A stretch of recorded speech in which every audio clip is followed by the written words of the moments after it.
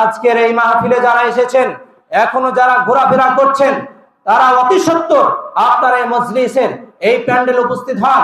আপনাদের জন্য এত সুন্দর এত বড় যে মজলিসের ব্যবস্থা করেছেন, এই এত টাকা খরচ করে তারা এমনিতে করে নাই। আপনারা যাতে করে এখান থেকে এসে কিছু কোরআন হাদিসের জ্ঞান নিয়ে আপনারা বাস্তব জীবনে আপনারা প্রয়োগ করতে পারেন, যেই মর্মে আপনাদের মূলত এই কোরআনুল তাফসীর মাহফিল করা। কিন্তু আপনি এখানে এসেছিলেন, আসার পরে আপনি রাস্তা দিয়ে ঘুরবেন, রাস্তা দিয়ে আপনি আড্ডা মারবেন। এই আড্ডা যেন আপনার না হয়, সেই মর্মে আপনি লক্ষ্য রাখবেন। আপনি মূল্যায়ন করার চেষ্টা করুন, আপনি আমাকে মূল্যায়ন করার চেষ্টা করুন। আজকে আমি আপনাদের সামনে, যদি আমি গ্রামের, কিন্তু সেই আমি নওগাঁ থেকে এসেছি, আজকে আপনি শুনলে হতবাক হবেন। আজকে আমার মাহফিল ছিল অন্য জায়গায়, কিন্তু আমি সেই মাহফিলকে ক্যান্সেল করে আমার অত এলাকাতে এই মাহফিল রয়েছে, এই কারণে আমার মূলত এখানে আসা। এছাড়া আমার দ্বিতীয় কোনো ইচ্ছা ছিল না এখানে আসা, কারণ আমার অত এলাকাতে আমি কিছু কথা বলতে পারবো। আমার কথা শুনে মানুষ যদি হেদায়েত হয়, আমার অত্র এলাকাতে আমার কথা শুনে যদি হেদায়েত হয়, তাহলে আমি সওয়াব পাবো। সম্মানিত উপস্থিতি, সুতরাং আপনি আমাকে মূল্যায়ন করার চেষ্টা করুন, আপনাকে আমি মূল্যায়ন করব। আপনি কেন এখানে সেখানে আপনি ঘুরবেন? দেখুন তো আপনাকে রাসূল সাল্লাল্লাহু আলাইহি ওয়াসাল্লাম কি বলছেন। শুধু আজকের এই মাহফিল কেন্দ্রিক নয়, আপনি আপনার জীবনে বাস্তবায়ন করার চেষ্টা করুন। আপনার সময় যাতে করে আড্ডার মধ্যে না কেটে যায়, আপনার সময় যাতে করে খেল তামাশায় না কেটে যায়, সে মর্মে আপনাকে লক্ষ্য রাখতে হবে। আপনার সময় যাতে করে খেল তামাশায় না কেটে যায়, আড্ডা তামাশার মধ্যে যাতে করে না কেটে যায়। এই কারণে রাসূল সাল্লাল্লাহু আলাইহি ওয়াসাল্লাম আপনাকে কত সুযোগ দিচ্ছেন। দেখুন রাসূল সাল্লাল্লাহু আলাইহি ওয়াসাল্লাম তিনি বলছেন, যেই কথাটি বলবো এটিও কিন্তু গুনাহ মাফের উপায় সমূহের একটি। রাসূল সাল্লাল্লাহু আলাইহি ওয়াসাল্লাম তিনি বলছেন, ক্বালান নবী সাল্লাল্লাহু আলাইহি ওয়াসাল্লাম, নিশ্চয়ই রাসূল সাল্লাল্লাহু আলাইহি ওয়াসাল্লাম তিনি বলেছেন, ইন্না সুবহানাল্লাহ ওয়াল হামদুলিল্লাহ ওয়া লা ইলাহা ইল্লাল্লাহ ওয়াল্লাহু আকবার। যে ব্যক্তি সুবহানাল্লাহ বলবে, আলহামদুলিল্লাহ বলবে, লা ইলাহা ইল্লাল্লাহ বলবে, ওয়াল্লাহু আকবার বলবে, এই চারটি বাক্য যে ব্যক্তি বলবে, রাসূল তিনি বলছেন, তানকুদুল খাতায়া কামা তানকুদুশ শাজারাতু ওয়ারাকাহা, তার জীবনী থেকে গুনাহগুলো ঝরে পড়ে যায়, যেমন ভাবে গাছ থেকে তার পাতাগুলো ঝরে পড়ে যায়। সুবহানাল্লাহ বলবেন না? এই হাদিস আপনাকে আশ্চর্যিত করে ফেলবে। আপনার মুখে কষ্ট লাগে না, আপনার জীবনে কষ্ট লাগবে না। এই সময় আপনার অল্প কিছু সময় নিয়ে আপনি পৃথিবীতে এসেছেন, সুতরাং আপনার এই সময়টুকু যাতে করে আড্ডা তামাশার মধ্যে যাতে করে না কেটে যায়, সেই চায়ের হোস্টেলে যাতে করে না কেটে যায়, সেই চায়ের ময়দানে, সেই চায়ের দোকানে যাতে করে না কেটে যায়, সেই মর্মে আপনাকে লক্ষ্য রাখতে হবে। সুতরাং এখানে আসুন, কিছু বলুন এবং আপনার জীবনে বাস্তবায়ন করুন। আপনি আজকে থেকে চিরদিন ভাবে মরণের আগ পর্যন্ত আপনার জীবনে আপনি এটি প্রতিজ্ঞা করে নিন, আজ থেকে চায়ের দোকানে আমি আড্ডা দেব না। যে সময়টুকু পাবো, ফ্রি সময় থাকবো, সে সময় মহান রবের এই কালামগুলো, এই বাক্যগুলো আমি আদায় করব, বেশি বেশি করে জিকির করব। কারণ এই জিকির করার মাধ্যমে মানুষের গুনাহগুলো ওইভাবে ঝরে পড়ে যায়, যেইভাবে গাছের পাতাগুলো ঝরে পড়ে যায়।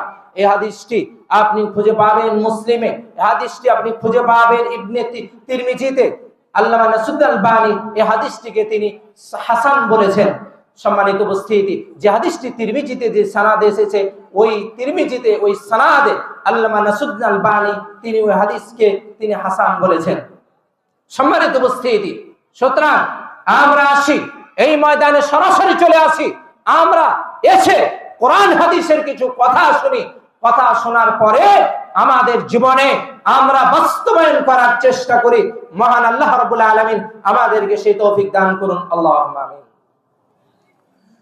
গুনাহ মাফের উপায় সমূহের মধ্যে থেকে আরো একটি পদ্ধতি হলো মানুষের প্রতি উদারতা প্রদর্শন করা। মানুষের প্রতি উদারতা প্রদর্শন আমাকে আপনাকে করতেই হবে, কারণ আমি আপনি মানুষ, মানুষের প্রতি যদি উদারতা না প্রদর্শন করি, তাহলে আমি আপনি কেমনে বেঁচে থাকবো? আমার আপনার জীবন অনেক কঠোর হয়ে যাবে। তাই তো আল্লাহ রাসূল সাল্লাল্লাহু আলাইহি ওয়াসাল্লাম আমাকে আপনাকে মানুষের প্রতি উদারতা প্রদর্শন করতে বলছেন। রাসূল সাল্লাল্লাহু আলাইহি ওয়াসাল্লাম তিনি বলছেন, আনাবি হুরায়রা রাদিয়াল্লাহু তাআলা আনহু قال قال رسول الله صلى الله عليه وسلم, আল্লাহ রাসূল সাল্লাল্লাহু আলাইহি ওয়াসাল্লাম তিনি বলেছেন, কানা তাজিরুন ইদাইরুন নাস, একজন ব্যবসায়ী ছিল যে ব্যবসায়ী মানুষদেরকে ঋণ দিত। ফাইদা রাআ মু'সিরান, যখন তিনি কোন ঋণগ্রস্ত ব্যক্তিকে দেখতেন, ক্বালা লিফিতিয়ানিহি, তখন তিনি তার কর্মচারীদেরকে লক্ষ্য করে তিনি বলতেন, তাজাওয়াজু আনহু, তোমরা তার থেকে ঋণগুলোকে ক্ষমা করে দাও, তোমরা তার থেকে ঋণগুলোকে ক্ষমা করে দাও, তোমরা তার থেকে ঋণগুলোকে ক্ষমা করে দাও। কেন? লাআল্লাহু আয়াতাজাওয়াজা আন্না, হয়তো আল্লাহ রাব্বুল আলামিন তিনি আমাদের ক্ষমাগুলোকে, আমাদের পাপগুলোকে ক্ষমা করে দিবেন। মহান আল্লাহ রাব্বুল আলামিন তারপর বলছেন ফাতাজাওয়াজা আনহু, অথবা তিনি তার ক্ষমা, তার পাপকে ক্ষমা করে দিবেন, তাকে ক্ষমা করে দিবেন। সম্মানিত উপস্থিতি, এই হাদিসটি বুখারী রাহিমাহুল্লাহ তিনি তার গ্রন্থে নিয়ে এসেছেন। সুতরাং আমি আপনি যেন মানুষের প্রতি উদারতা প্রদর্শন করতে পারি, এই লক্ষ্যে আমাকে আপনাকে আমার জীবনে, আপনার জীবনে বাস্তবায়ন করতে হবে। দেখুন তো আপনাকে কি বলছেন রাসূল সাল্লাল্লাহু আলাইহি ওয়াসাল্লাম। রাসূল সাল্লাল্লাহু আলাইহি ওয়াসাল্লামের জীবনেতে একজন সাহাবীর এই ধরনের হয়েছিল, একজন ব্যক্তি এই ধরনের হয়েছিল। তার সম্পর্কে রাসূল সাল্লাল্লাহু আলাইহি ওয়াসাল্লাম তিনি বলছেন, আনাবি মাসউদ রাদিয়াল্লাহু তাআলা আনহু قال قال رسول الله صلى الله عليه وسلم حسب رجل ممن كان قبلكم فلم توجد له من الخير شيء, একজন ব্যক্তির হিসাব নেওয়া হয়, হিসাব নেওয়ার পরে তখন দেখা যায় তার ভালো কর্মের মধ্যে থেকে কোনো আমল পাওয়া যায় না, ভালো কর্মের মধ্যে থেকে কোনো আমল পাওয়া যায় না। ওয়াকানা ইখালিতুন নাস, তিনি মানুষের সাথে মিশ্রিত হতেন, মানুষের সাথে মিশ্রিত হওয়ার পরে তিনি বলতেন ওয়াকানা ইয়ামুরু গিলমানাহু, তিনি তার ধনী ব্যক্তিদেরকে তিনি লক্ষ্য করে বলতেন যে তাজাওয়াজু আনিল মুসির, তোমরা ঋণগ্রস্ত ব্যক্তির থেকে ঋণগুলোকে ক্ষমা করে দাও, তোমরা ঋণগ্রস্ত ব্যক্তির থেকে তোমরা ঋণগ্রস্ত ব্যক্তি থেকে ঋণগুলোকে ক্ষমা করে দাও, তোমরা ঋণগ্রস্ত ব্যক্তি থেকে ঋণগুলোকে ক্ষমা করে দাও। আল্লাহু তাবারাকা ওয়া তাআলা, মহান আল্লাহ রাব্বুল আলামিন বলেন যে নাহনু হাক্কু বিযালিকা মিনহু, এই ব্যক্তি সে মানুষকে এই কথা বলছে তোমরা ঋণগ্রস্ত ব্যক্তি থেকে ঋণকে ক্ষমা করে দাও, সে যদি ক্ষমা করে দিতে পারে তাহলে আমিও এর চাইতে ক্ষমার ব্যাপারে অধিক উপযোগী, আমি তার চাইতে ক্ষমা করে দেওয়ার ব্যাপারে অধিক অধিকার রাখি। ফাতাজাওয়াজু আনহু, তখন মহান আল্লাহ রাব্বুল আলামিন ফেরেশতাদেরকে লক্ষ্য করে বলেন তোমরা তাকে ক্ষমা করে দাও। সুতরাং মানুষের প্রতি উদারতা প্রদর্শন করতে হবে। মানুষের প্রতি উদারতা যদি আমি আপনি প্রদর্শন করতে পারি তাহলে অবশ্যই অবশ্যই মহান রব আমাকে আপনাকে ক্ষমা করবেন, মহান রব আমাকে আপনাকে ক্ষমা করবেন শুধুমাত্র একটি জিনিসের বিনিময়, সেটি হলো মানুষের প্রতি উদারতা প্রদর্শন করা। আপনি মানুষের প্রতি উদারতা প্রদর্শন করতে পারছেন না, আপনি মানুষের প্রতি উদারতা প্রদর্শন করতে পারছেন না, আপনি মানুষের প্রতি উদারতা প্রদর্শন করতে পারছেন না। আপনার জন্য আরো একটি হাদিস বলি, যে হাদিসটি আবু হুরায়রা রাদিয়াল্লাহু তাআলা আনহু থেকে বর্ণিত। তিনি বলেন রাসূল সাল্লাল্লাহু আলাইহি ওয়াসাল্লাম তিনি বলেছেন, এটিও জীবজন্তুর প্রতি উদারতা প্রদর্শন করা, জীবজন্তুর প্রতি দয়া প্রদর্শন করা। রাসূল সাল্লাল্লাহু আলাইহি ওয়াসাল্লাম তিনি বলছেন, গুফিরা লিইমরাতিন মুমিসাতিন মাররাত বিকালবিন আলা রাসি রাকিয়িন ইয়ালহাস, একজন জেনাকারী মহিলাকে একটি কুকুরের বিনিময়ে ক্ষমা করে দেওয়া হয়, একটি কুকুরের বিনিময়ে একজন জেনাকারী মহিলাকে ক্ষমা করে দেওয়া হয়। যে জেনাকারী মহিলা ওই কুকুরের পাশ দিয়ে অতিক্রম করছিল, ওই কুকুরটি একটি জলাশয়ের পাশে সে পানি খাওয়ার জন্য জিহ্বা বের করে, সে জিহ্বা বের হয়ে এক ধরনের অনুভূতি প্রকাশ করতেছিল যে পানি পান করবে। রাসূল সাল্লাল্লাহু আলাইহি ওয়াসাল্লাম তিনি বলছেন, রাসূল সাল্লাল্লাহু আলাইহি ওয়াসাল্লাম তারপর তিনি বলছেন ওয়াকাদা ইয়াকতুলুহুল আতশু, যেন পিপাসা ওই কুকুরটিকে মেরে ফেলে দিবে, এমন মুহূর্তে ওই মহিলা তখন নাযাত খাফফা, তখন ওই মহিলা তার পায়ের মোজা খুলে ফেললেন, খুলে ফেলার পর ওয়াউসাকাতুহু বিখিমারিহা, অতঃপর তিনি তার ওড়না দিয়ে ওই মোজাটাকে বেঁধে ফেললেন, ওয়া নাযাআত মিনাল মাই, অথবা ওই জলাশয় থেকে পানি উঠালেন, উঠানোর পরে তিনি তাকে পান করালেন। রাসূল সাল্লাল্লাহু আলাইহি ওয়াসাল্লাম তিনি বলছেন ওই মহিলাকে গুফিরা লাহা বিযালিক, এই কাজটি করেছিল যার কারণে তাকে ক্ষমা করে দেওয়া হয়েছিল। একজন জেনাকারীকে যদি পশু পাখির ওপর, জীব জন্তুর ওপর দয়া প্রদর্শন করার জন্য যদি তাকে ক্ষমা করে দেওয়া হয়, জীব জন্তু পশু পাখির ওপর দয়া প্রদর্শন করার জন্য যদি তাকে ক্ষমা করে দেওয়া হয়, তাহলে আমি আপনি মুসলিম মুমিন এত ভালো কাজ করি, মানুষের প্রতি উদারতা কেন প্রদর্শন করতে পারবো না? মানুষের প্রতি কেন উদারতা প্রদর্শন করতে পারবো না?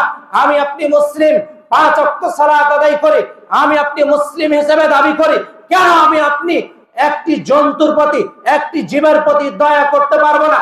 যদি আমি আপনি যদি জীবের প্রতি যদি দয়া করতে পারি, তাহলে অবশ্যই অবশ্যই আমি আপনিও জান্নাতে যেতে পারবো ইনশাআল্লাহ। মহান আল্লাহ রাব্বুল আলামিন আমাদেরকে পশু পাখির উপরে, মানুষের উপরে উদারতা প্রদর্শন করা, দয়া প্রদর্শন করার তৌফিক দান করুন, আল্লাহুম্মা আমিন।